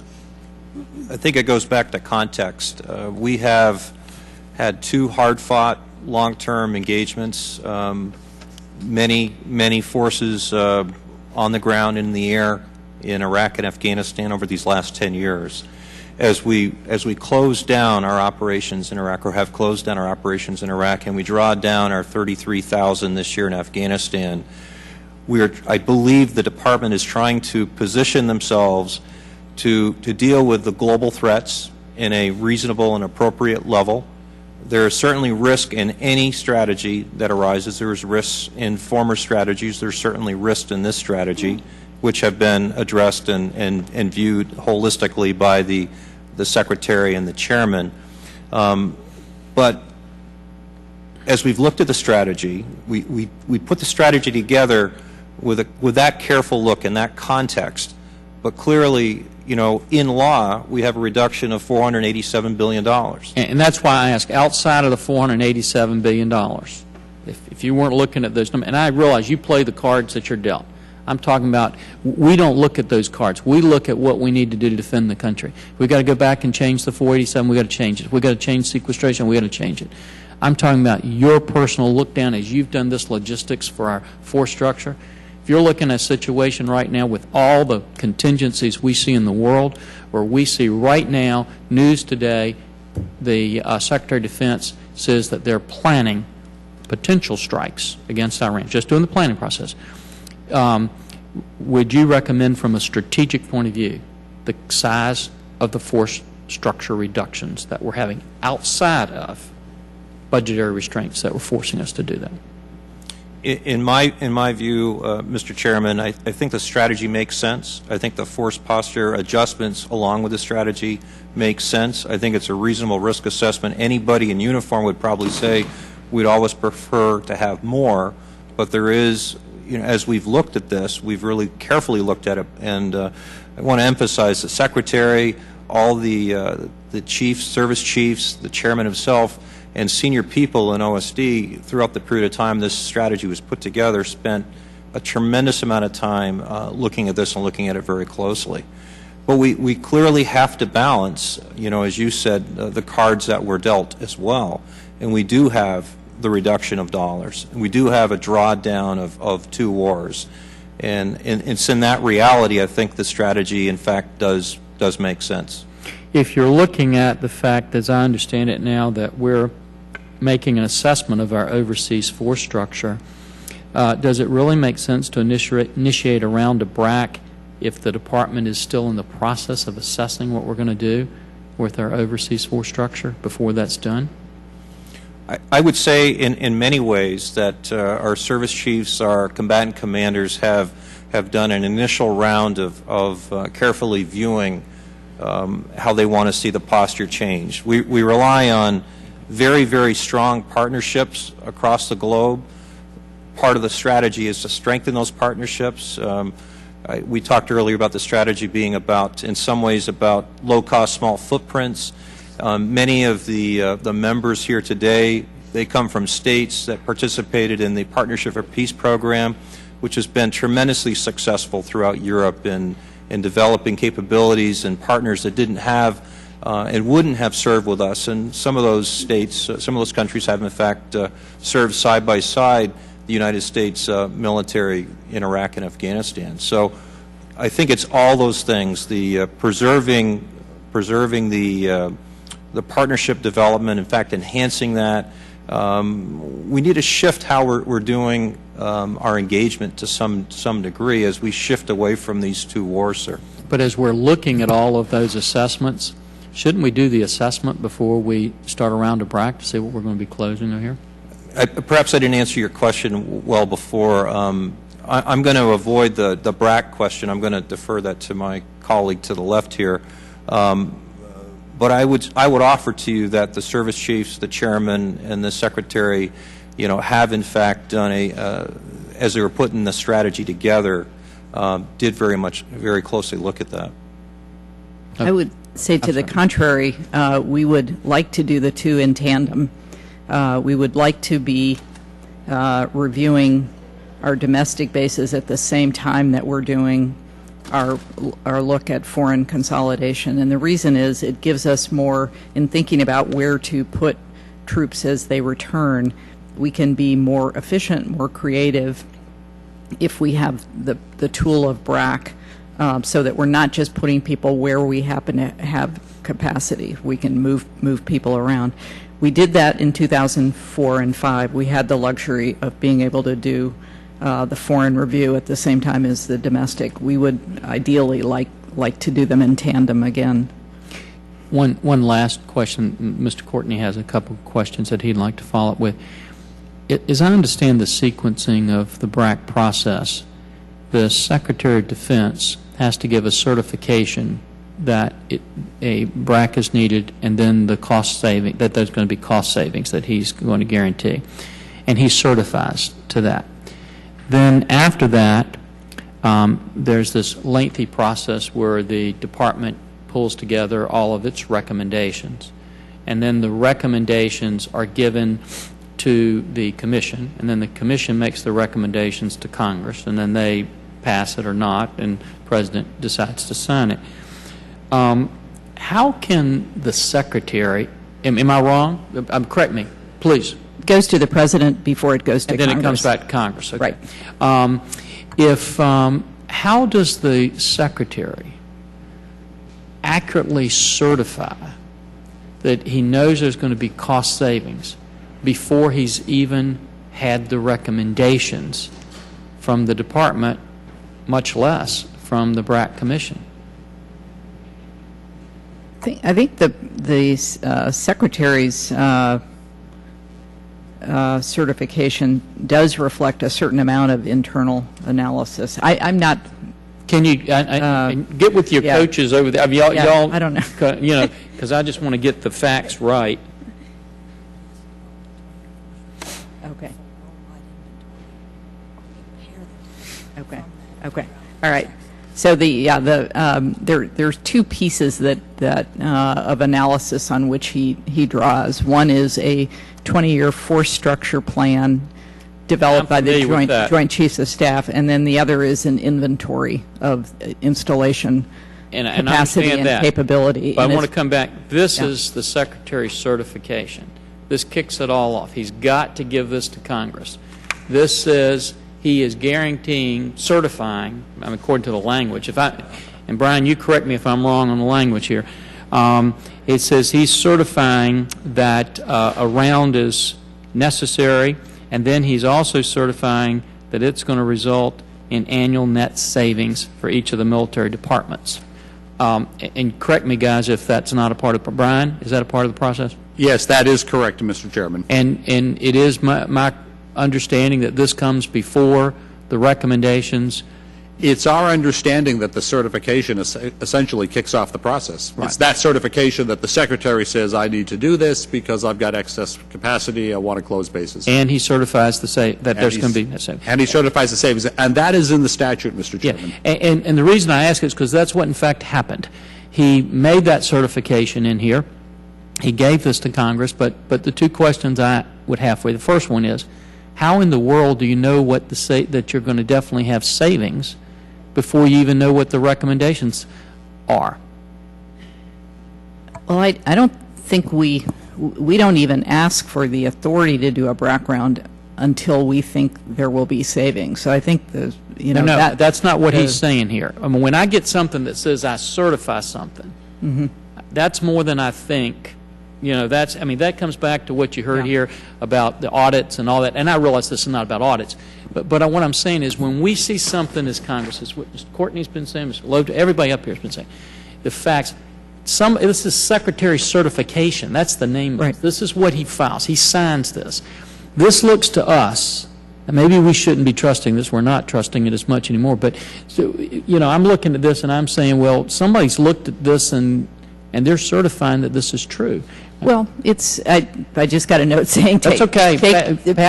But I mean, you have a 20-year force structure plan developed by the Joint Chiefs, and you have a comprehensive installation inventory. I mean, that's the basis. First of all, the 20-year plan. The one thing I do agree with the department on, you can't do that. That's fantasy. I mean, to do 20 years. You might do 5 years. You can't do 20 years. And that's what secretaries testified to and everybody else. That's not what I'm looking at, though.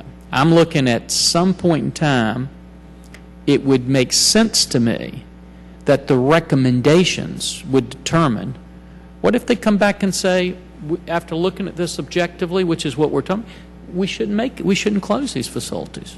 We need them. They're too important. I shouldn't shut down Mr. Courtney's facility or shouldn't shut down anything else. How can he certify that there would be savings if he doesn't even know what the recommendations are? Well, we clearly wouldn't put forward recommendations that we didn't think would but you don't know sense, are you telling me that you know before you start this process what the recommendations are going to be? No. Well, if you don't do that, and even if you took your recommendation... That's the later. No, you said what if you find out of your analysis... No, I'm aware of that. Yeah. But what I'm saying is, even if you make recommendations, BRAC Commission doesn't have to take any of those recommendations. Right. So how do you know to certify something before you even know the recommendations that there's going to be net savings? I mean, it's a comparison of needed capability in infrastructure, I mean, that's... Brian, help me with this one. How would you, from the GAO's point of view, how could you possibly give a certification like this if you don't even know what the recommendations are? Well, let me try to answer your question this way. One of the things that we look at in GAO, when we look at things like assertions that something is going to happen or something has happened, is we like to see some evidence that says that whatever the nature of this assertion is, there is some fact-based reason why the individual made that. One of the things that struck us about the sequencing is that the certification, as we understand it, that you're referring to, Mr. Chairman, occurs at the point where it effectively kicks off the process. I mean, that's what the certification is for. So I think if we were going to look at that, and we as you know, under our lessons learned report, we are looking at the sequencing of the whole process, quite frankly. One of the questions I think we would certainly ask is the order of the steps the right order, might be a way to say it. Would you at least agree with me that it would be impossible to know whether you were going to have net annual savings if you didn't know what the ultimate recommendations were going to be from the Commission? I think it's really hard to know where you're going to end up before you've started. And with that being said, the Secretary does give the certification. Can you tell me if he's wrong, to the best of your knowledge? What's the penalty for that? To the best of my knowledge, there's no real sort of legal penalty. I think one of the things that any assertion that any federal official makes where we can't find evidence to support it, and I don't know that that's the case here, but where we cannot find evidence to support it, it would raise questions in my mind as an auditor whether I would want to trust that kind of an assertion or a certification the next time. And I'm not just catching you off guard on that question. I've asked you, told you I was going to ask you that, and you've tried to inquire with counsel and all as to whether or not there were any penalties, and you haven't been able to find any. That is what our general counsel tells me, that there is no real penalty. And as you know, Mr. Chairman, under the lessons learned report, we are going to go ahead and look at that sequencing and see whether there may be things that we could suggest to you as you consider this question of another round, and if so, whether there are appropriate changes you may want to consider. Thank you. Mr. Courtney? Thank you, Mr. Chairman. I just have a couple sort of follow-up questions.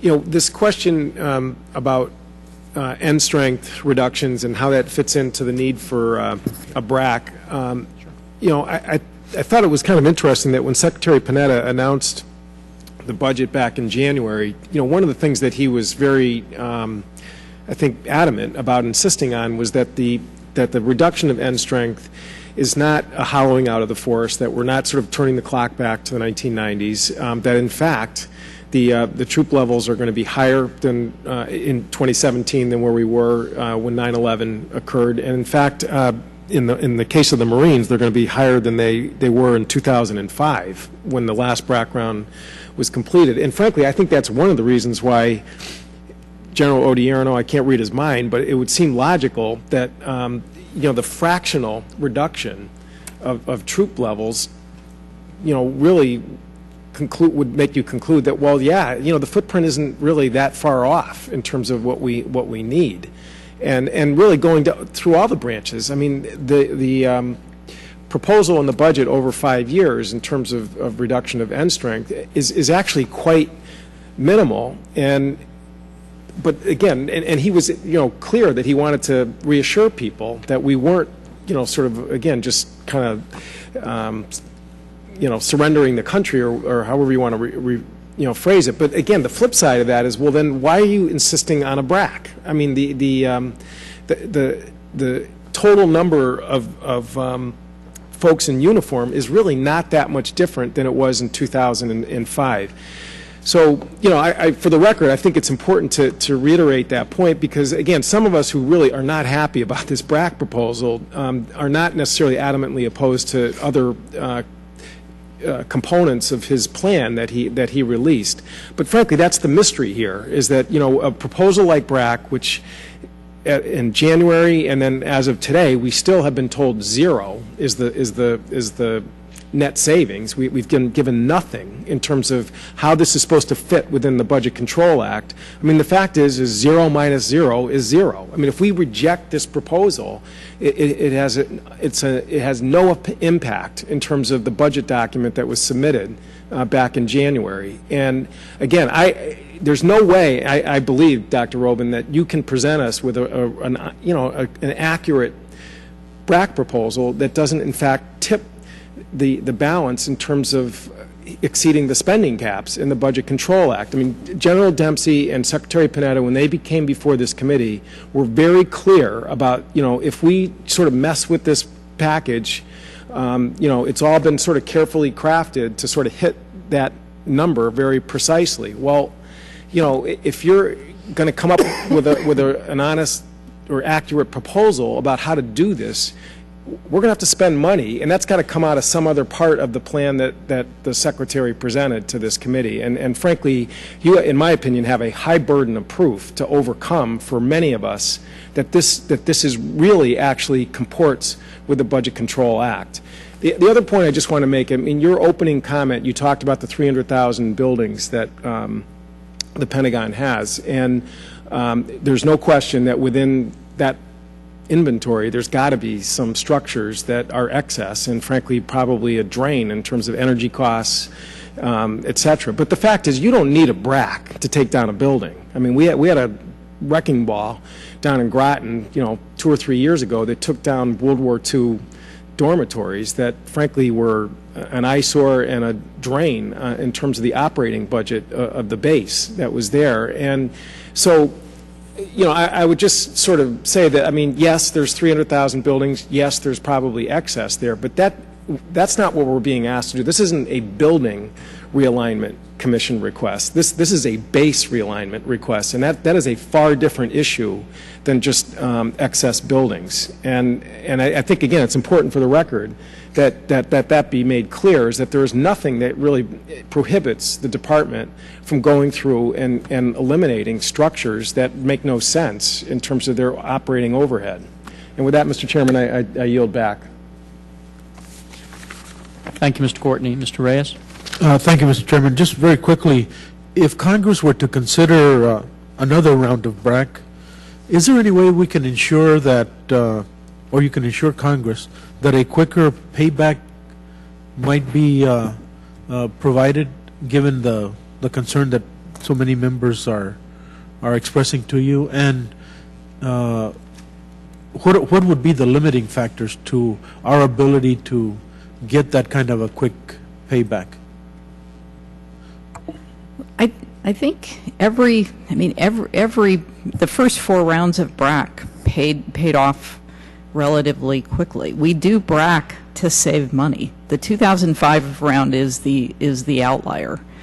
So it reflect just as the 2005 round reflected the needs of the time, a 2013 round would reflect the needs of the current time, which are to eliminate excess overhead in order to put those resources back into enhancing other capabilities. So, is there a way to, there may be a way for Congress to, exclude certain things, but I think that's what we are focused on, trying to get rid of capacity that we don't need, so that we can put the resources elsewhere. So you're telling us that for these 2 that have been requested, there would be a quick.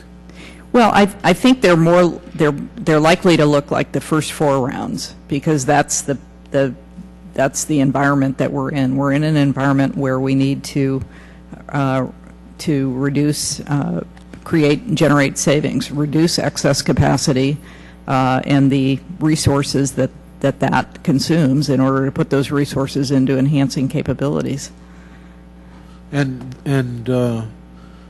there would be no difference between international presence versus domestic, or would there? A difference in what? In the payback. Well, I think when we close foreign, you're saying what the payback between I was distinguishing between the 2005 round of domestic closures. Well, and in terms of the savings, I mean, one of the concerns that you've heard members express has been there's a BRAC, and then it just lingers and lingers and lingers, and for the 2005, we were told it's going to be some time before it even breaks even, and we're not sure. Yeah, how much it's going to again, save. I feel like it's the 2005 round was different than all the other rounds. I think we can debate whether one should use BRAC for transformation. I think the 2005 round did fabulous things, but I think one can have a debate about is that a good use of BRAC. It worked, but I think we got a lot out of it. Is that what we need to do in 2013 and 2015? No, we don't. That is not the agenda. Is not to do transformation. More jointness, yes, I think, but we're not trying to do the kinds of transformational changes that the Army did, which reflected the needs of the time and the urgency of the war. That's it, Mr. Thank you, Chairman. Mr. Reyes. For holding it. I want to thank all of you for your patience. I'm going to have one last question, but I want to also tell you, Dr. Robine, we just don't buy any more of this stuff of we're taking excess resources so we can enhance other capabilities. When Secretary Gates came out and announced he was going to shut down the Joint Forces Command, in his press conference that day, he said, because this is going to be great, we're going to put this in shipbuilding, we're going to put this in ship repair. That lasted about 4 months before all that money was gone, out of there. And so I think most of us understand here, this isn't because we're taking this out and putting it somewhere else. It's going out of the defense budget completely. The other thing is, as Mr. Courtney pointed out, a lot of things you can do outside of BRAC. You can knock down a lot of these buildings. Oh, yeah. Change. I didn't mean to we're only imply talking otherwise. about for BRAC when you have 300 civilians or more that you're relocating. And the final question I'd have for you, because as I heard Mr. Lepore's testimony, and Mr. Lepore, I'd like for you to correct me if I'm wrong on your testimony, but you said basically that when you do BRAC, the goals that are set kind of drive the selection criteria, and the selection criteria with that will drive the outcome. Correct me on what part of that I was wrong on. I think you're close. What I think I said was that the goals help to drive where the department hopes to end up, and the selection criteria helps to define how they will get there, is a way to think about it. But they work together. Good. Then, Dr. Robine, last question I'd have for you. Can you state for this committee the specific goals that the department would have for this round of BRAC, so we can at least have some forecast of where you might end up? And how do you think the selection criteria will help you reach those goals? Brian, is that a fair statement? Yes, it is, Mr. Chairman. Okay. It would be presumptuous of me to say what the goals for the round are. I think that needs to be an internal deliberation. I'm giving you a sense of that the focus is going to be much more on getting rid of excess capacity than on transformation. In terms of how the criteria relate, the criteria are in statute. You will see when you get our bill within the week that they're set out. We preserve the same ones that were used in 2005, and I believe those were put in statute in 2005 in response to congressional desire, and we had a set of criteria, and Congress made some changes, and so we have preserved what came out of the 2001 legislation. Well, let me just tell all of you, I think you can tell by this subcommittee that they're going to have a lot more facts before they're going to bite off on this another round of BRAC, and specifically one thing they're not going to do is pass it so we can find out what's in it. So we're going to need to know those goals, and we're going to need to know some of the specifics in doing it. But I promised all three of you, if you had anything else you want to say or anything you want to clarify, any of the questions that came up that you didn't get all the time, Dr. Robine, anything else? No. Good. And if you don't mind, if you could get Mr. Reyes information back. I will. General, thank you for your service. Anything else that we've left out that you would like to No, Mr. Chairman. Thank put you. in? And Mr. Lepore, anything that we have omitted that you feel is appropriate? No, and I appreciate the opportunity to be here once again. Listen, we want to thank you all for your service. Thank you so much for your patience and being here with us. And Mr. Reyes, if you have no additional questions, we're adjourned.